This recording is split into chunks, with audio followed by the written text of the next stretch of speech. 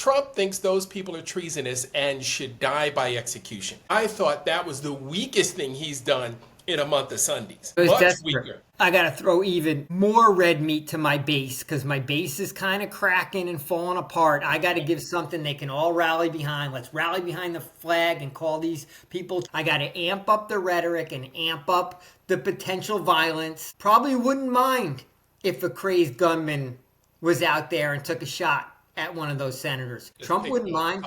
Trump wouldn't give a shit, right? He'd be happy about that. Yep. He'd be happy. That would serve his purposes of trying to get everyone in line, and that riles up his base. All right, ladies and gentlemen, welcome back to another exciting edition of Two Men in Black and White, an honest conversation. All right, folks, much to my surprise, Donald Trump has signed the bill on the Epstein files. We're expecting those to come out. It remains to see how whitewashed they will be of those Republican names once Pam Bondi gets a hold to them, plus her armed force of 1,000 FBI agents. Trump and Zohran Mamdani have a bit of a meeting today. We're going to talk about how that went. Trump's economy approval sinks to a new low. Me and Brock are going to get into it here as we head up to the beautiful confines of the upper Hudson River Valley where the fall foliage has come and gone. And we're making that list and checking it twice. And when I check my list, Brock, it says no shopping for a good week starting on the 26th, next Wednesday. So let's not forget. But Brock, let's get right into it. Were you surprised that he signed the bill so quickly? Yes. I thought he would just slow play it and, sign it on like day 10 or so and, hope the story, at least goes off the headlines for several days. So I was surprised he signed it right away. Would only tell me that he's almost 100% certain that he has total backing of Bondi and crew and nothing to worry about there. And it wasn't worth fighting, and it wasn't worth giving Congress the chance to spank him by overriding a veto. So he just, once again, Trump has a sense, right? The one thing that quality of his that you have to just give him credit to, he has a sense of where he stands, even in his mental decline. So in that case, he knew that fight wasn't worth fighting, so he signed it. Right. But I agree with you there. He knows that whatever comes out won't have any implications regarding his status and his involvement with Pervert Island. And matter of fact, I saw an IG post of a Republican operative yesterday and the police officers saying that this stuff would only include Democratic names. It wouldn't include any members from the Republican Party. So I don't know how true it is, with AI and everything, but it's interesting that someone would, take the time, to either make that video or post it. But it speaks to the time we're living in. You surprised his economy approval is at an all-time low? No, because people are shopping for Thanksgiving, and the sticker shock is hitting them over the head, and they're realizing in essence, sort of a public way, public to their inner circle, right? That they, people have to probably skimp on their Thanksgiving dinners, right? So they have to make an acknowledgement to others that times are tough and that certain things are going to go, right? Maybe the turkey's half the size. Maybe there's no dessert. Who knows what's getting cut out, but something's getting cut out. So it doesn't surprise me at a time where people are gathering that it's just, it kind of hits them right in the head about how they're, they just don't have the money to do what they want to do. So it's a disappointment, right? They're disappointed they can't have the Thanksgiving they want, and that's reflecting in the polls. Yeah, and I think this is the first time where the bullshit meter just hasn't worked. Everything's down. You can't tell that to hardworking American families. I don't give a shit how they vote. Whether you vote Republican or Democrat, you know what? Eggs are still high. Milk is still high. Coffee. Americans live on coffee. What do they call it? The breakfast of champions. It's higher than it's ever been. Well, and this week, Mark, the price of turkeys are up, right? Everyone wants to go buy one. And just that single item alone, right? But also it's the potatoes and the other vegetables. It's everything that goes on that Thanksgiving plate. That's why when Walmart had to come out with their pricing for the annual Thanksgiving, they had to cut 20% of the items out of it so that the number could show that it was cheaper than last year. Well, of Right. course. Right. If you buy less shit, you can get it cheaper. But that's what American families are doing this year, right? They're buying less stuff. Right. And here's the thing, the grocery stores were out in front of it, right? Because they were saying, hey, you know what? We're going to offer these $40 packages, right? Where you get the whole soup to nuts. But you're not going to get, ragu. You're not going to get the name brand. You're going to get the great value. You're going to get the super saver pasta. Look, the dollar just ain't going as far. And we already all know that. And you know what? Stop. The bullshit's over. It's time to come clean. And look, all these emails that have come out already, the American public knows how entrenched Trump is in the Epstein files. So when it comes out and he's not in there, common sense America's going to call bullshit again. 20% will be excited and riding along shotgun on that. And everybody else has been like, come on, this is impossible. Why are like 80% of the words on the page redacted and then there's just a few random names, Right. Even those that wish that's what the true, documents showed are going to realize that like they're still getting bamboozled is what they're going to realize. The cover up it's still game on for the cover up. There's no way they're going to convince the American people that the cover up is not ongoing. The fix is in, babe. The fix is in. Also, tell me this. How do you characterize Trump going from Mandani's worst nightmare to now he's looking at him as a dream partner? Like, what the hell happened in this meeting today? I mean, you'd have to call it kind of just weird right off the bat. But I feel like Trump showed his weakness today. He has a sense of where he stands in this power dynamic at any given point in time and in any situation. And I think right now with the approval ratings coming down and the criticism he got the other day for the Saudi meeting, right? He watches TV, like he knows what's going on. That he decided today to play like the charm offensive. Almost to show like how magnanimous he is and what a statesman he is. To me, he was just playing a game. He didn't believe any of that bullshit, and that was just today's game. Right. Hold on, before we move on, what did you think of it? Did you expect fireworks, or did you expect it to be that like chummy? No, no way. But again, the people with the big D next to their name don't go to the president's office to insult him. They don't go to the president's office to pick a fight with him. They go in hopes of furthering and looking for the betterment of the lives of their constituency. That's what they do. Now, MAGA is looking for a fight at every turn. That's why Marjorie Greene's, mea culpa's not flying. The other right? the other two things I think about the Mondani meeting is number one, MAGA doesn't care about New York City. That's a blue city, the libtards, lefties, so they don't even care who the mayor of New York City is, right? MAGA world doesn't care, okay? The other reason Trump put on the charm offensive is he sees Mondani as divisive to the Dems, right? He sees traditional Dems worried about Mondani. Schumer wouldn't endorse him. Jeffries didn't come around to the last week. So I think the way he played today was, I'm going to try to drive the wedge deeper amongst the Democrats by being all chummy with Mondani. So I rile them up even more and more to try to get a civil war going on their side to deflect from the civil war going on my side. So I think there was some, as what Bobby Bowden would say, some trickeration in the way Trump played it today. Because he's always thinking of that. You always got to think of Trump like, what's the worst, what would the worst person in the world play this meeting, right? Right. And he doesn't want any good outcomes. So he's trying to think of how can I turn this meeting to something that hurts my opponents. Right. Because that's all he wants to do is inflict pain, whether it's his opponents, constituents. I like that take on it. But I also think that the MAGA Civil War is much more uncivil than what the Democrats got going on.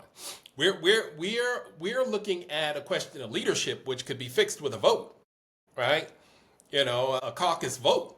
So, I mean, we could fix it that simply. Now, will we get that vote? That remains to be seen.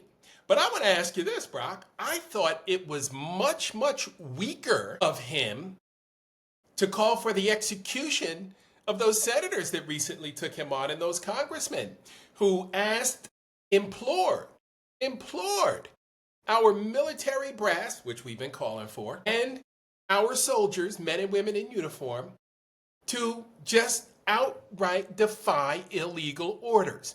Trump thinks those people are treasonous and should die by execution. I thought that was the weakest thing he's done in a month of Sundays. Much weaker. Yeah, exactly. A sign of desperation. Desperate. I got to throw even more red meat to my base because my base is kind of cracking and falling apart. I got to give something they can all rally behind. Let's rally behind the flag and call these people traitors. I got to amp up the rhetoric and amp up the potential violence because you know what? Probably wouldn't mind if a crazed gunman was out there and took a shot at one of those senators. Trump wouldn't mind. Trump wouldn't give a shit. Right? He'd be happy about that. Damn. Yep. He'd be happy. That would serve his purposes of trying to get everyone in line. And that riles up his base. So to me, that was a classic red meat to the base move. I think in the end it was kind of a feeble and hollow attempt, but Trump's not the strong man he was. Right? Nope. He's wobbly and old and tired, and therefore his rhetoric's going to get more inflamed because he doesn't have real strength. So he even has to pretend that, he has to kind of play, whatever. Yeah. Czar, Yeah. And look, the strongman routine is done for because look, if you're MAGA and hear me out, if you're considering storming the Capitol again, if you're considering trying to hijack an election again, where's your pardon power? Because Trump can't get back in. I wouldn't count on J.D. Vance for anything. J.D. Vance is his wife is having trust issues with him right now. So if you're MAGA and you're not living in the vice presidential residence, you should have trust issues with him if you think he's going to get you a pardon. So if you go to jail again, the chances of you getting pardoned by Donald Trump are slim and none because he's got so much shit on his plate right now. He's not going to make it to a list of 1,000, stormtroopers. Look, I think MAGA's already broken, and we're just going to watch the slow bleed because Massey's not going away on the Epstein files. He's not going to accept the redacted files with just a couple Democrat names in it, right? He wants to see the billionaires' names that are in there. So I feel like they've already, they've kind of already abdicated their fealty to Trump. Some are still hanging in there. Mike Johnson's still there. There's some hardcore that haven't. But in general, across the board, they just slapped him down on this Epstein. They just steamrolled him. And now they got a taste of winning against Trump. And I don't think he can put the genie back in the bottle. Yeah. I just think from here on out, it's just a weaker Donald Trump trying to now keep everybody in his boat that has a lot of leaks in it. So the Dems, we got to go for the fucking throat right now. Like, we got to go and put him out. Yeah. So.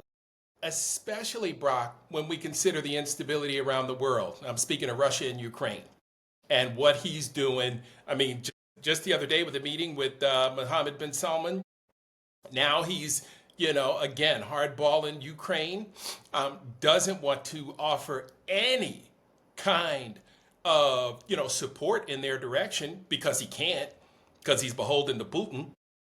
Everybody seems to know that. The intelligence community knows it. We know it. But a good 55 to 60% of the American people know it. That number's probably higher now.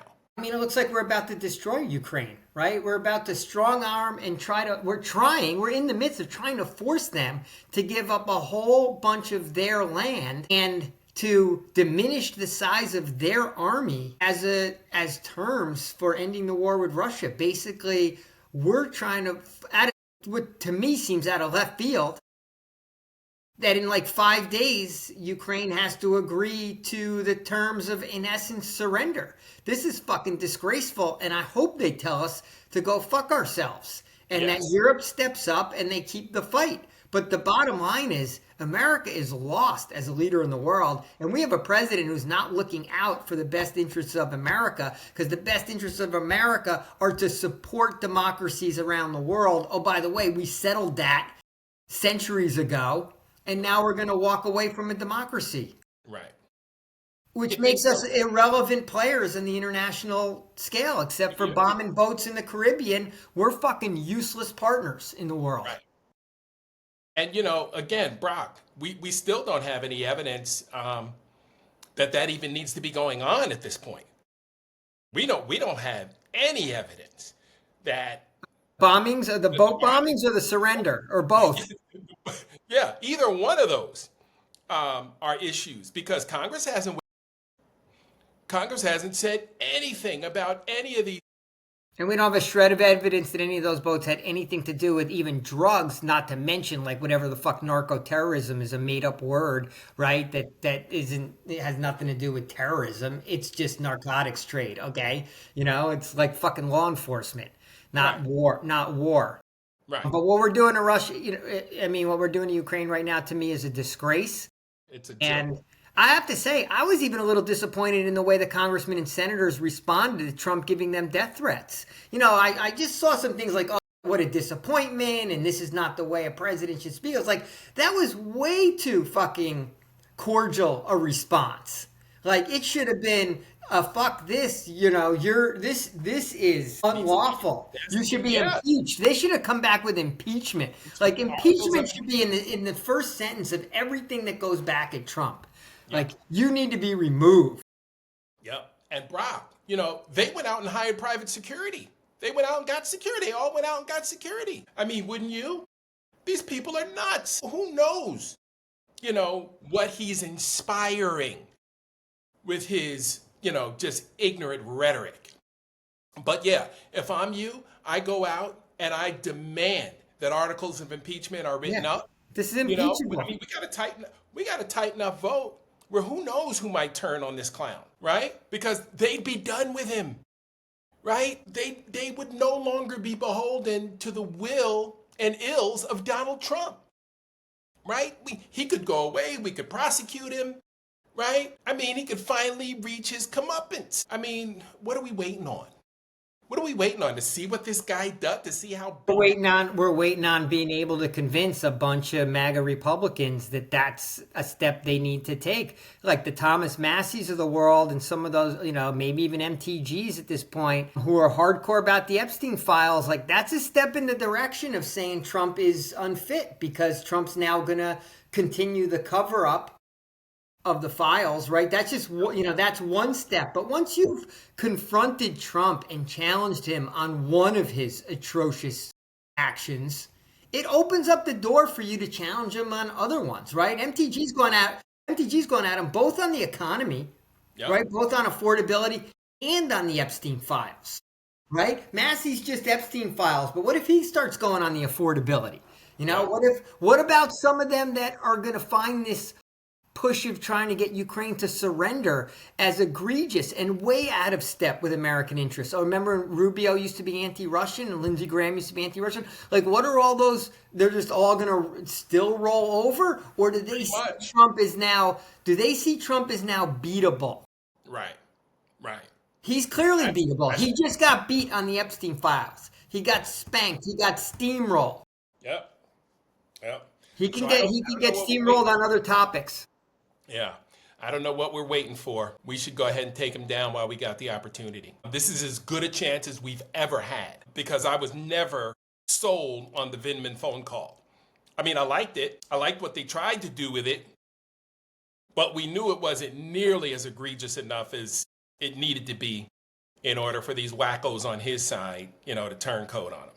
So, you know, but I'm with you, bro. Let's talk a little bit more now about getting to, the front of 1600 Pennsylvania Avenue, right? And taking the protest right to his doorstep. How do you think he responds? Is this where we see the military? Is this where that training for National Guard, that civil unrest training comes into play? Because it sounds like it's going to be a big one. Don't think he's going to want to call in the troops right away. So I think he's going to, first of all, make sure that he's not there, right? So, one of the problems with doing these protests on the weekends is Trump hightails it out of there and plays golf anyway, so it doesn't actually impact him. So he doesn't see it. So it's going to have to be done while he's there and kind of, in a way, disrupt his world and his life, and almost have to a point where he can hear the chants. Right. So that's going to happen first. I don't think he's going to want to do it right away, but I don't think he'll wait too long. It's just going to be when is the button pushed. Right. I guess I'll say I wouldn't think he'd do it day one, but I wouldn't be surprised to see him do it day two and send in, or push the mayor to send in the police, or, maybe not the National Guard right off the bat. He might be advised to hold off on them and see if the police can come do something first. Well, which police? Metro Police? Metro PD? He's not exactly friendly to Muriel Bowser, the mayor down there in Atlanta. She may refuse it. I hope she would refuse it. Yeah. Maybe Capitol Police. I mean, remember, they've already had an issue with the National Guard going after young African-American teens in D.C. That didn't get a lot of airplay nationally, but it sure did locally. And I'm sure that the people of D.C. have not forgotten it. So, we'll see how he plays this thing. The right to protest, quietly still exists. From what I heard, the Constitution is still in full effect, as much as they're trying to kill it. But I don't know, bro. I hope he overplays his hand. I've been waiting for him to overplay his hand and have a shitty visual, and, that everyone will cover that, meaning media-wise. Yep. And it'll look like we're in a police state in a fascist state. I mean, America needs to see what a fascist state looks like. These ICE videos have been chipping away at Trump, right? The more people have seen those videos, the more his polls have gone down, and the more he's really even lost his positive rating, so to speak, on immigration, right? He's not even viewed as positive on that topic, which was his calling card from the day he went down the escalator. So the ICE activities have actually hurt him in public opinion. Yes.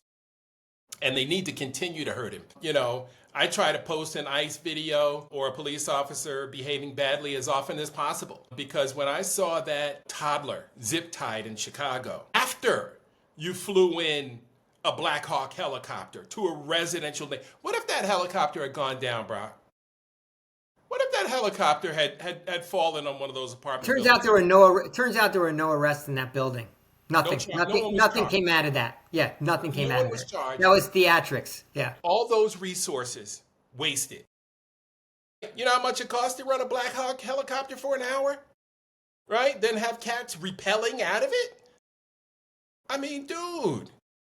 Like, come on, bro. Like, it's absolutely ridiculous, that we're still having to have conversations about this moron. I mean, even his own mother said he would suck at politics. This is the problem.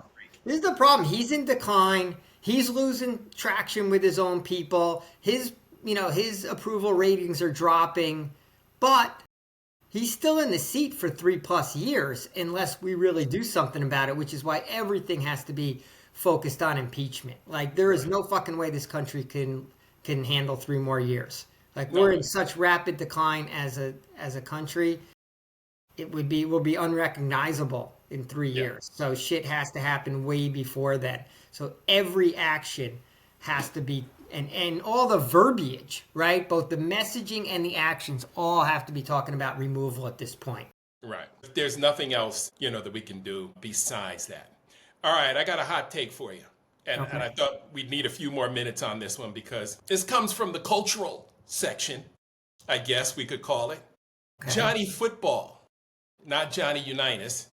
He's left, dearly departed some years ago. But Johnny Manziel, oddly, defended the police officer who bumped the two South Carolina players in the tunnel down there at Aggie Field. Now, I did read a comment where somebody said that they happened to be watching this episode. I forget which show it was on. I mean, why you have Johnny Manziel on as a guest at this? I guess because A&M's undefeated. I don't know. I can't think of another good reason. But, Johnny Manziel's defense of this police officer stood in stark contrast to LeBron James, who said this guy should be suspended or fired, right? Brock, what's going on? Like, Johnny Manziel played this game at a high level. What was the defense? Why did he say that the policeman should be bumping a player who scored a touchdown when he's in a public safety role, somehow interacting with the player who is involved in the action of the game? Like, how are you defending that as being, of course, let's just talk in terms of black and white, right? There was a white policeman and it was black players. Right. So Johnny Manziel basically said, yeah, we just let them know what's up. You don't come in our house, running up into our tunnel, thinking that you're going to do something special at our place. And it kind of, sort of made it look like he was joking, but it kind of, sort of didn't too as he continued. Because if you watch the clip, you're not sold that he was just kidding. And when we watch it in black and white, like we have to, like we must, especially now when we're talking about big time football, he wouldn't have, that officer wouldn't have done that to two white players from South Carolina. We know that. And a black officer wouldn't have done that to two white players from any university, right? Because he knows he'd get fired on the fucking spot. On the spot. I mean, and so, now we have this, tete-a-tete, or somebody trying to make Johnny Manziel, relevant again. Why are we even talking about him? The guy was not a good pro, right? He flim-flammed the college system if you watch the Netflix special on him. I did not. No interest. It's actually worth a watch because you see how he flim-flammed, the NCAA and made more money as a college kid than he did as a pro, which ain't hard to do. He ain't playing the league. He didn't play very long. But, you'll see my point when you watch, the Netflix special on him. I'm shocked, Brock. And you and I played college sports. I'm shocked that guys can spend 4 or 5 years around other cultures and then, walk out into a public space and sit around and talk about them as if they're not people, as if they're not human beings. And I don't get that. We had 3 white players on our team when I was at Howard. My son had 2, I think. 1 or 2. I know one was a wide receiver. I think there may have been another. We're still good friends with those guys to this day. When we see them, we dap them up like they were one of ours. Because they were. You know why? Because we put on the same jersey every Saturday and we went and tried to kick the shit out of whoever was standing across from us, and they came with us. But it's deeper than that because you saw them in the weight room. You did off-season training with them. You did all that grunt work with them that creates the camaraderie, right? Yeah. To make you respect other people because they're just other players. They were preparing for that Saturday with you in the same way. And that's what creates the bonds, right? Of, we got it from sports, but shit, you could get that from, orchestra and band and, being in the school play and on the debate team, right? It's just the same camaraderie of preparing and getting into some sort of foxhole, quote foxhole with someone and just getting to know them as a person and, sharing pain and joy with them, right? And then you connect as people. I don't know how you go from that and then step back into the world and forget that and try to almost take your advantage back and your privilege back. Because, sports and all the things I talked about, even the playing field, right? As much as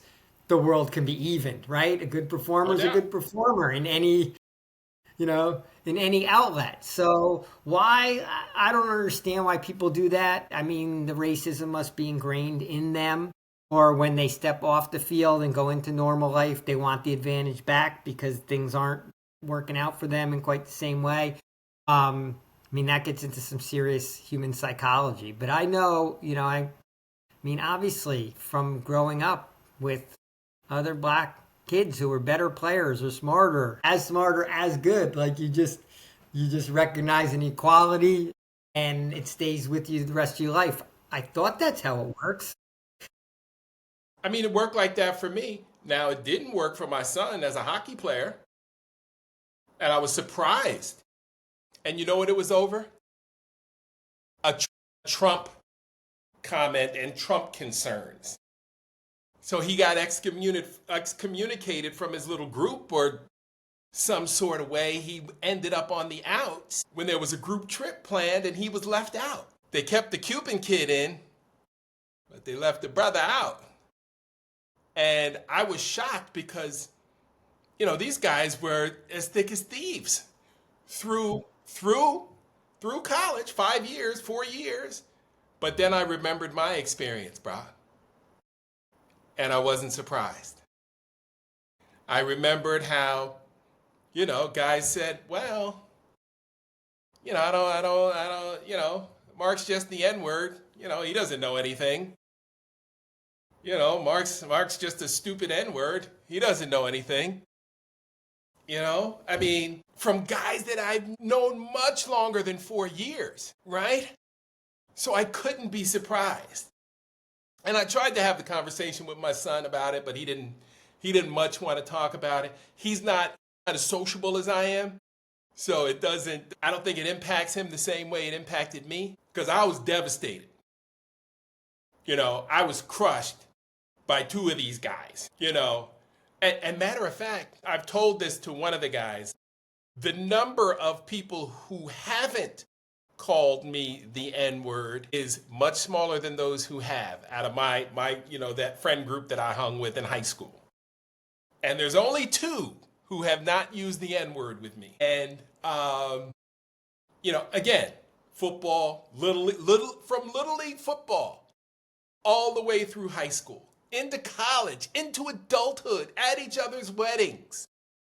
And through, Trump, we could see Trump bubbling over into, oh yeah, Mark's one of them. So, I ain't surprised by Johnny Football's reaction. I ain't surprised at, I thought there was much more value in the team because I know how we feel, when we see each other at Howard University, the guys, that played on the team. I had 1 year of eligibility and I was in the program for 2. And, I'm on all the group me's. I'm on all the lists, I'm on all the mass text messages, when we Atlanta brethren get together, we're there. And, again, it's being one of us. And, again, we still haven't had our reckoning on race in this country. That's why when incidents like that happen, which seems like a minor thing in a football game in a tunnel, right, is whenever anyone says, oh, keep politics out of sports or keep politics out of anything, you can't. Because it's just politics is just a reflection of society. So when you joke about and or you condone the behavior of the white policeman against the black players from another school, where he's there in essence to protect from the crowd, security, and make sure nothing happens. He's supposed to be the adult in the cooler heads when he's the one provoking the incident. And then when society, the Johnny Manziels in society say, oh, it's okay, shrug their shoulders or laugh it off, that's the same policeman who goes out on the street, right, and harasses black kids, maybe violently, beats them up, maybe shoots them, right? But it's that same, if you don't nip it in the bud and you don't, kind of call it as it should be seen and you allow, for it to be a jokeable event instead of like, hey, that guy should be fired and everyone should agree to that, right? But America can't be colorblind, and that's why politics and society works its way into every little societal incident. And that's why I really don't have any tolerance for the bullshit of the Johnny Manziels who would take a situation. I haven't seen it personally yet. I'll go look for it. Just like say what should be said. Right. Say what should be said because it's obvious what should be said. Because colorblind, white player on white, black on black. That's just something that's so out of line that, of course, that officer should be fired. Right. Protect and serve. He's not protecting and serving. He's not a 18-year-old freshman who's like 20 beers in doing something, throwing a cup of beer at a player, right? Right. He's the face of the public. He's the one who's been, in essence, elected and given firearms and given the responsibility to enforce fairness in our society. No doubt. No doubt. And we saw how he treated that charge, right? He decided to do what he wanted to do when he wanted to do it because his emotions got the best of him. It's kind of like I thought he had a weapon, right? Because you were scared, right? Were you scared by these two football players? Because you went out of your way to bump them. If you watch the touchdown, you see the guy walking up towards them so he can make contact with them while they're close enough together and hit them both at the same time. Fucking asshole. All right, I'm off my soapbox. Brock, that's it for us. Another great week behind us. November 20th, black it out on your calendar, and let's make this thing sing, bro. We got to hit them hard, hit them where they live, and hit these 83 billionaires right in the chops. And let's hope they feel it and have the worst Thanksgiving ever. I hear you, Mark. Good stuff. Always a pleasure. Talk to you tomorrow. Yes, sir. All right, sounds good. Peace.